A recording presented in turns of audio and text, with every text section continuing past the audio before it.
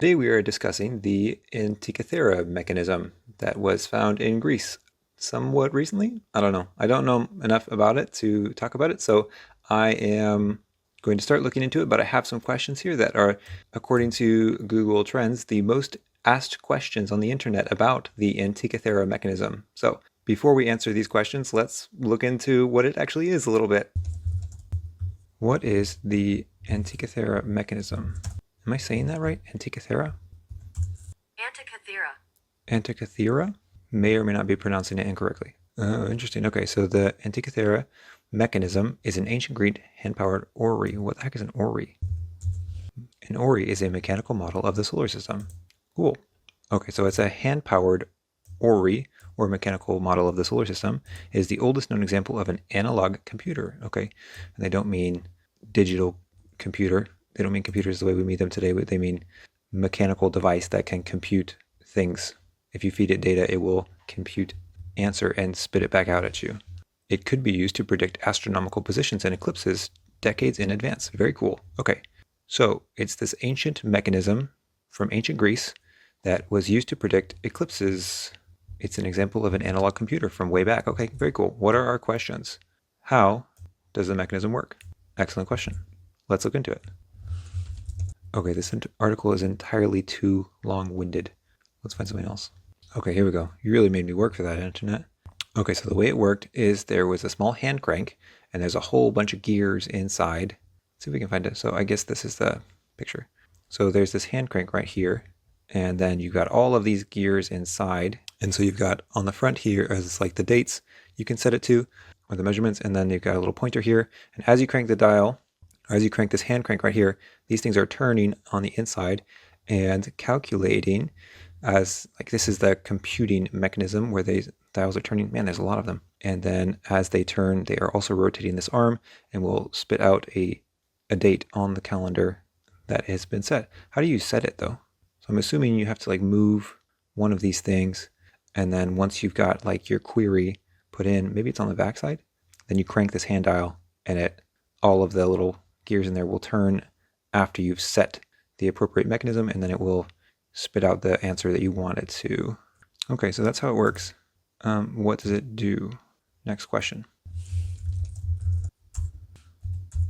I think we might have already answered this question. I think, like it said before, that it was used to calculate the positions of the stars and the planets and kind of like predict where they were going to be in the future on a given date or at a given time. I'm kind of curious as to why they would do this. Why would you want to know what the position of the planets or stars were going to be at a given date? Let me look into why they would want to know this. No mention as to why though. This is saying that they would have used the Antikythera, the mechanism to predict eclipses.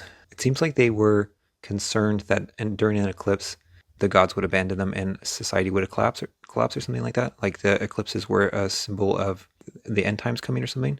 Important omens. Did the Greeks, why would you say many ancient cultures and not specify the Greeks when the topic of this article is the Greeks and this mechanism? Let's see. How did the Greeks view eclipses? Okay, this, I have no idea how authoritative this website is, but this article is saying that the ancient Greeks believed that an eclipse foretold the gods punishing the king. So I can see how it would be important or desirable to know when the next eclipse was, which I'm assuming that's not the only thing that they were using it for, but that's at least a part of the story. When was it discovered? And how was it found? Okay, let's find out. Why no exact date? This is the date's exact. Why was that date not exact? Oh, never mind. In 1901, it was discovered in a wreck off the coast of the Greek island of Antikythera, off the point of Glyphadia. So it was retrieved in 1901, and it was put in 1902, a year later. This archaeologist guy found out that there was a gear embedded in it. Cool. So essentially there was just a crew of sponge divers looking for sponges that are growing on the floor of the ocean. They discovered the wreck and found a whole bunch of cool stuff in there, like pottery and glassware and other artifacts that got put into a museum. Cool. How many have been found? That's a good question, actually. How many are there? Is it just the one? I should stop trying to type this. Copy paste, people. Okay, according to this, everybody was pretty impressed when they found it because it seems like it was real old, probably created during the post-Christian millennium. I'm not sure exactly when that is, but real old. It was a wonder, considered a wonder because it was ahead of its time. What's the question again? So it seems like there was only one that was ever found, but there's been a whole bunch of pieces. It seems like I saw something that said 83. Why is the number 83 in my brain? I saw something that said that there was 83 pieces of it that had been found.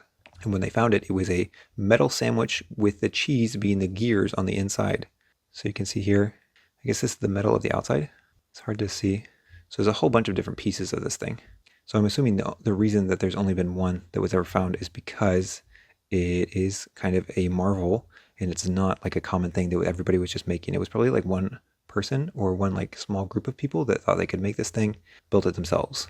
It wasn't like common knowledge. The technology wasn't commonly available, is what I'm assuming.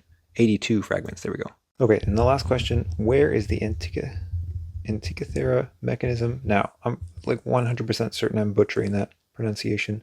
Okay, let's see. Let's try the Encyclopedia Britannica. They seem like they would be a fairly reputable source, am I right? Wait, what the heck is the topic here? Why was this article all about Greek philosophy? Apparently, in the latest Indiana Jones film, Indiana Jones and the Dial of Destiny, the Antikythera is the artifact that the movie revolves around.